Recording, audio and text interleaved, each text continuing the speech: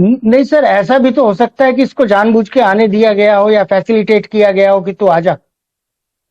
आप उस point of view से भी तो देखें ना। हम भावनाओं में बह के, अपने देश की भावनाओं में बह के हम पत्रकारिता से थोड़ा सा हट जाते हैं। हम किसी का भी पक्ष लेने लगे, अगर चाहे हम ए पार्टी को बिलोंग करते हो, बी को बिलोंग करते हो, तो हमें लगता है कि नहीं साहब विश्व गुरु यही है, या हमें लगता है कि नहीं आने वाला भविष्य यही है। तो ऐसी भी तो संभावनाएं हैं। वरना तो अभी तक सरकार को कम से कम जो चेकपोस्ट पे बैठा था, एसएसबी वाला था, क्योंकि नेपाल भारत की सुरक्षा एसएसबी देखती है, नेपाल के जो प्रहरी हैं उनको देखना चाहिए था। फिर ये कह रही है कि मैं आधी रात को आई हूं, और आधी रात को तो वहां बिल्कुल, हाँ बिल्कुल सुनसान होता है। उधर की तरफ सशस्त्र प्रहरी होते हैं नेपाल के, हमारी तरफ 2 कांस्टेबल या 1 हेड कांस्टेबल और 1 कांस्टेबल होता है। लेकिन उसके बावजूद भी बिना आईडी के वो किसी को नहीं आने जाने देते। बेशक पासपोर्ट ना देखते हो, लेकिन इंडियन आईडी तो उनके पास होनी चाहिए। और अगर ये शादी का रजिस्ट्रेशन ना करा रही होती तो ये घुल मिल जाती इंडिया में, और उसके बाद ये अपने बच्चों को प्लांट करके हमारे यहाँ फौज में या हमारे किसी सेंसिटिव प्लेसेस पे एडजस्ट करके कुछ भी करा सकती थी। उस पॉइंट ऑफ व्यू से भी तो देखना चाहिए। तो यहाँ से आदमी को भेजते हैं, हम प्लांट करते हैं, और वहां पे जाके पता लगता है कि उस आदमी को उन्होंने हायर कर लिया, उल्टा कर लिया। और हमारे यहाँ एक बहुत बड़े अधिकारी थे रविंदर सिंह, अमेरिका भाग गए थे। वो अमेरिका के लिए एक भारत के लिए अमेरिका का चैप्टर देख रहे थे, अमेरिका का डेस्क देख रहे थे, लेकिन बाद में पता लगा कि अमेरिका वालों ने उन्हें हायर कर लिया, और वो रातों रात पूरी फैमिली के साथ डिफेंस कॉलोनी से अपना घर छोड़ के चुपचाप निकल गए। और यहाँ की एजेंसियों को तब मालूम पड़ा जब वो उतर चुके थे न्यूयॉर्क में। तो ऐसा भी हो सकता है सर। और ऐसा भी हो सकता है कि ये चीन ने नेपाल में प्लांट किया हो, नेपाल में डेवलप किया हो, नेपाल में डेवलप करके इसको वहां भेजा हो, वहां भेजने के बाद यहाँ भेजा हो। लेकिन ये सब काम तो उनके हैं जो प्रोफेशनल इस चीज को देखते हैं, या जो इसी डिपार्टमेंट को देखते हैं। लेकिन जिस तरीके से उसको लोकल पुलिस सिर्फ आके देखती है, या जिस तरीके से उसका मीडिया हाइक बनाया हुआ है, ये किसी पॉइंट ऑफ व्यू से भी देश के हित में नहीं है। अगर वो हमारे लिए कर रही थी, या उनके लिए कर रही थी, या किसी तीसरे देश के लिए कर रही थी, उसको सामने हाईलाइट में नहीं लाना चाहिए था। लेकिन चूंकि ये बात खुल गई है, तो अब इसको हाईलाइट मीडिया में क्यों करने दिया जा रहा है, इस सवाल पे भी तो थोड़ा सा आप सोचें। जब राजनीति और वोटों की सियासत देश और देश की सुरक्षा से बड़ी हो जाती है, तब इस तरीके के रायते अक्सर फैलते हैं। तो लेकिन सर, ड्रामा अगर कर भी रहे हैं तो ऐसी स्क्रिप्ट तो लिखें जो पकड़ी ना जाए। ऐसी तमाशे वाली स्क्रिप्ट लिखने से क्या फायदा कि हर यात्रा में आपके बीच में एम्बुलेंस आ जाए। स्क्रिप्ट राइटर तो बदलना चाहिए ना। उसको मानवीय आधार पर दे देंगे, जिसमें जो है हमारे सरकार की और हमारे सरकार आलम की दरिया दिली दिखाई देगी, उनकी मोहब्बत दिखाई देगी, और सारी बातें होंगी, 2-4% वोट आ जाएंगे, इसके अलावा कुछ नहीं।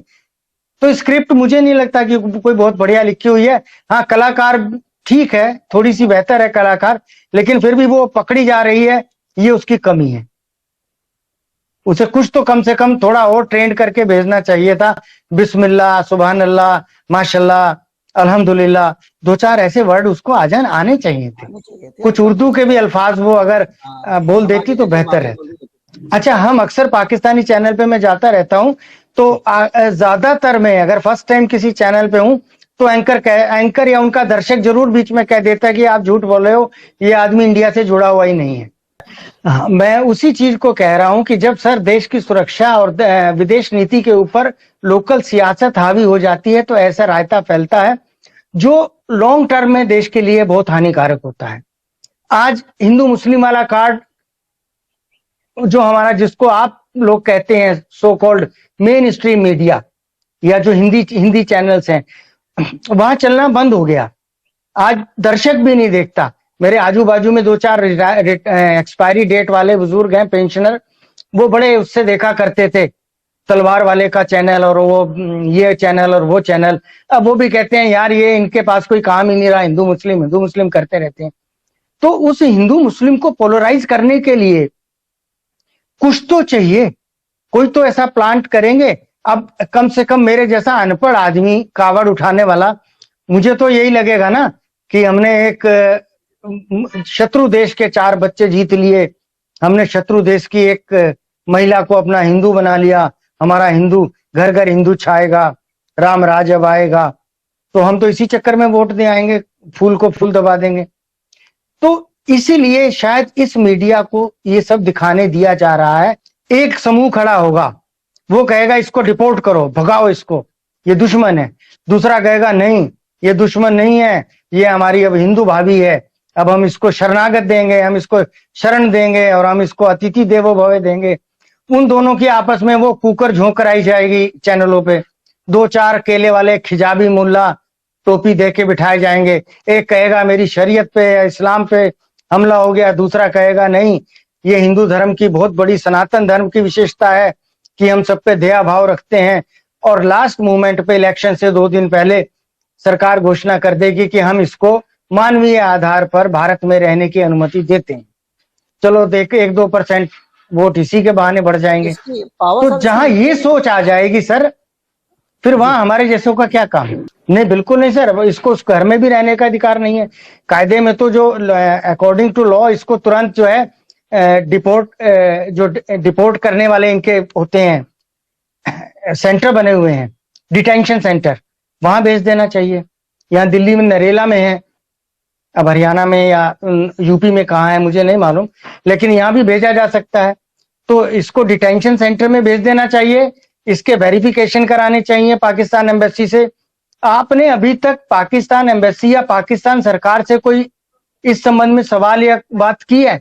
नहीं की है। क्यों नहीं की है?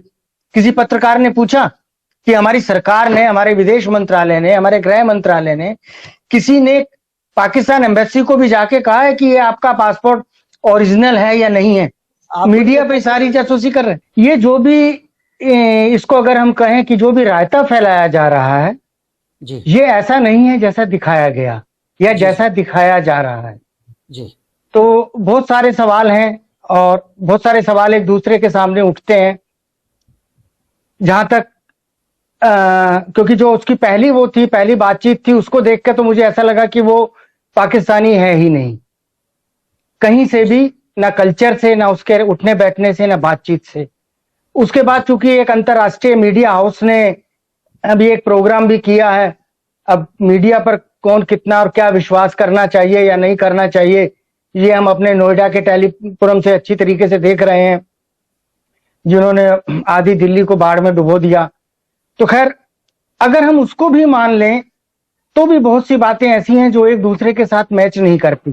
सर जो उसका वो जो बंदा जो उसका हस्बैंड का एक्सेंट है वो है रिंद बलोच वाला, सिंधी नहीं है। और रिंद बलोच आप समझे कि जो बलोचिस्तान के मजदूरी करने वाले सिंध में आ जाते हैं गरीब लोग, उन लोगों का है। अच्छा, दूसरा फिर मुझे एक बार शक हुआ कि ऐसा हो सकता है कि ये मसीह हो, क्योंकि वहां एक मसीह समुदाय है जिसके जो मर्द हैं वो सफाई कर्मचारी होते हैं और औरतें ज्यादातर नर्सिंग का काम करती हैं। तो मैं हो सकता है कि ये किसी हॉस्पिटल में रही हो, वहां इसने ऐसी अंग्रेजी बोलनी सीख ली हो, लेकिन ऐसा भी कुछ नहीं निकला, मसीह भी नहीं है वो।